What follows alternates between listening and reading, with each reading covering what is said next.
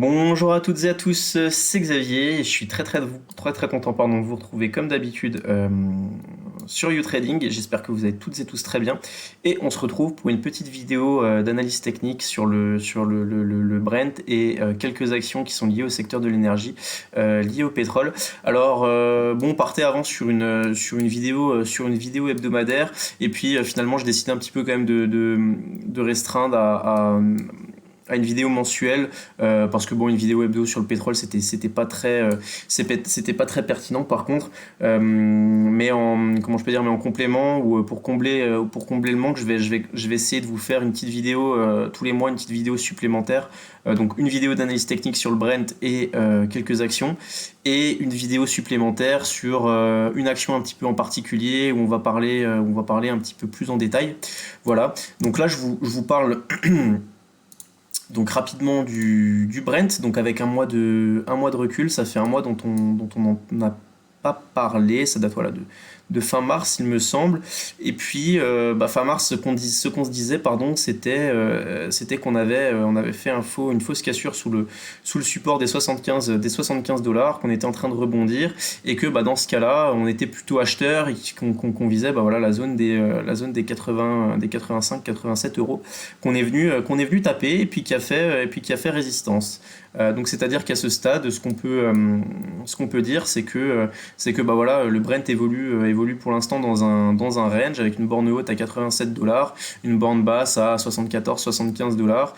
Et puis attention, danger sous cette zone avec vraiment un seuil d'alerte assez grave en dessous de 72-70 dollars. Et puis à contrario, une grosse résistance sur les 85-87. Donc on va plutôt être acheteur dans cette zone des 75 avec une invalidation pardon, assez proche, donc un bon ratio gain-risque. Et dans l'objectif toujours donc si on revient dans cette zone, on sera plutôt acheteur dans l'objectif de revenir aux alentours des 87. Et puis par contre, derrière, si les 87 venaient à céder, alors on aurait un signal d'achat, et cette fois-ci on pourrait venir viser la zone des 100 dollars. Voilà pour le Brent.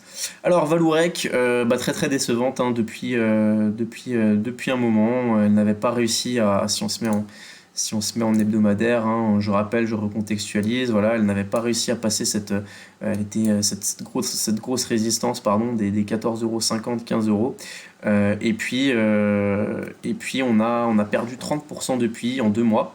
Et par contre, ce qu'on peut dire à ce stade, c'est que bon, déjà on est un petit peu de retour sur une zone de support hebdomadaire là que j'aurais tendance à repérer là aux alentours des 10 euros. Et puis par contre, derrière, il y aurait si ça venait à céder, il y aurait un gros, comment je peux dire, il y aurait une grosse zone à surveiller là aux alentours des 9,30 €, 9,40 €. Ça correspondrait à une quatrième touchette sur là ou un contact avec le support oblique haussier que vous voyez ici, et sur lequel les cours rebondissent depuis plus de 2 ans, lorsque cette zone est touchée. Alors, Ruby.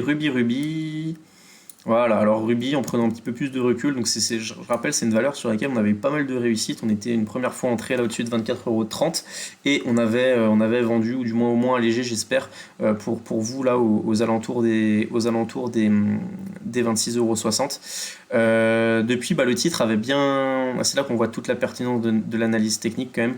C'est que le titre avait échoué à passer cette résistance, puis avait consolidé sa hausse, avait retracé du coup la moitié du gros mouvement de hausse entamé depuis octobre 2022.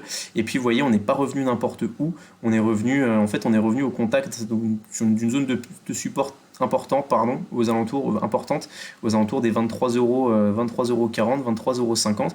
Depuis, le cours a bien rebondi, et puis pareil, on est revenu buter là sur cette zone des 26,50 €. Donc là, qu'est-ce que ce serait mon plan d'action, pardon, dans ces circonstances-là? C'est que bon, la première chose, on visualise un canal qui est assez évident. Donc toujours pareil, on est acheteur en zone basse. Si on achète en zone basse, on a une invalidation, une invalidation du scénario très courte. Et puis l'objectif derrière, c'est de revenir au contact de la borne haute. Ou alors deuxième manœuvre envisageable, c'est de payer une cassure des 26,50 €, 4,60 qui témoignerait serait un bon gros signal haussier, pardon. Et puis là, si on arrive à se stabiliser derrière au-dessus de cette zone, l'objectif ce serait bon déjà de venir viser les 27,20 €. Mais après, je pense que là, pour moi, la vraie grosse résistance derrière à moyen terme, elle serait vraiment située plus aux alentours des 28 €, 28,30 €. Voilà pour Ruby. Et puis j'accélère un petit peu. Alors Total Energy.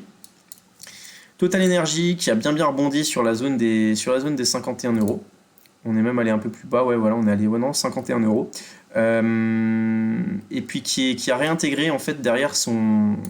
On voit qu'elle avait un petit peu donc elle avait cassé son canal par le bas, donc le canal là qui était matérialisé entre 54,30 € et 60 €, on va dire.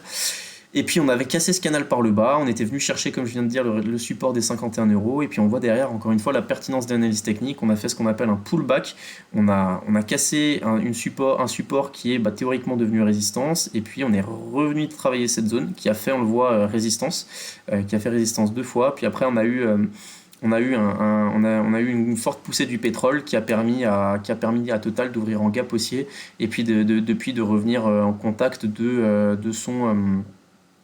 ses plus hauts récents. Alors là, l'idée sur Total, ça va plutôt être de payer une cassure du canal à la hausse là, et de viser derrière une accélération au-dessus de 60 € qui pourrait nous emmener vers l'objectif. Moi, je viserais bien 64, voire peut-être 65 à titre personnel. Alors GTT un petit peu plus poussif, un graphique un petit peu moins beau que les deux précédents, que Total Energy et que Ruby. Bon, c'est un graphe qui depuis ses plus hauts là, une valeur depuis ses plus hauts en août 2022, qui consolide un gros mouvement haussier, hein, qu'on a réalisé sur toute l'année 2022. On voit que bon, à la louche comme ça, si on n'est pas loin d'avoir retracé, on a retracé une bonne moitié du mouvement. Donc d'un point de vue technique, c'est toujours quelque chose d'intéressant à avoir à l'esprit, parce qu'on se dit, bon, théoriquement on retrace soit 50% du mouvement, ça peut être un bon point d'achat, quelque chose qui va être surveillé par les investisseurs. Mais en attendant, ça reste quand même un petit peu, bon, il y a un gros support là sur les 88-90 €. Donc c'est vraiment la zone idéale sur laquelle passer à l'achat en ce moment, avec pareil, parce qu'on peut invalider de manière très rapide et puis trouver un autre point d'achat derrière. Ou alors pareil, on va chercher un breakout là de la résistance des 97-98, et puis derrière, je pense que si on cassait ça par la hausse et qu'on avait un regain d'intérêt sur le titre, on pourrait venir viser la zone des 107, entre 105 et 107 € assez facilement sur GTT. Ensuite, alors Technip Energy qui est toujours en tendance très haussière, et qui là congestionne de manière vraiment très belle. Les plus puristes d'entre nous, pourraient y voir un triangle de construction, un triangle ascendant. Donc avec un signal de reprise, si on venait, à mon sens, à passer les 20,40 € à la hausse, donc potentiellement un point d'achat au-dessus de 20,40 € pour viser les plus hauts historiques et derrière une accélération haussière, ou alors à contrario un signal de faiblesse si on venait à casser les 19,50 € et le triangle. Et là par contre il y aurait des chances, à mon sens, que le marché ait envie de peut-être revenir tester la zone des 18 €, 17,90 €, qui serait là d'un point de vue technique un gros support. Et puis je termine avec SO. Alors SO qui, un petit peu comme GTT, a un peu plus de mal que les compères et les consoeurs dont je vous ai les confrères et consoeurs dont je vous ai un petit peu parlé là ces dernières minutes. Alors SO, le truc c'est qu'on pouvait voir un gros support oblique haussier comme ça, sauf qu'il est pas parfait. Ça fait deux fois qu'on fait une cassure. SO, la configuration en nuit temps jour est quand même assez dégradée. Par contre, j'aurais tendance à dire là que peut-être que si le cours revenait entre sur la zone des 43 et 43-42, il y aurait un bon point d'achat, pareil, avec un ratio gain-risque assez intéressant, parce que vous avez une invalidation qui est très facile à placer sous le support. Et puis derrière, par contre, on pourrait peut-être venir jouer du rebond technique, voilà, jouer un rebond technique entre 43, peut-être viser la zone des 49, voire un petit peu plus, en cas de comment je peux dire, de rebond sur le titre SO. Voilà, ce sera tout pour cette vidéo. Comme d'habitude, j'espère que ça vous aura plu. Et puis je vous dis à très très vite pour une nouvelle vidéo du genre. C'était Xavier sur YouTrading. Ciao ciao.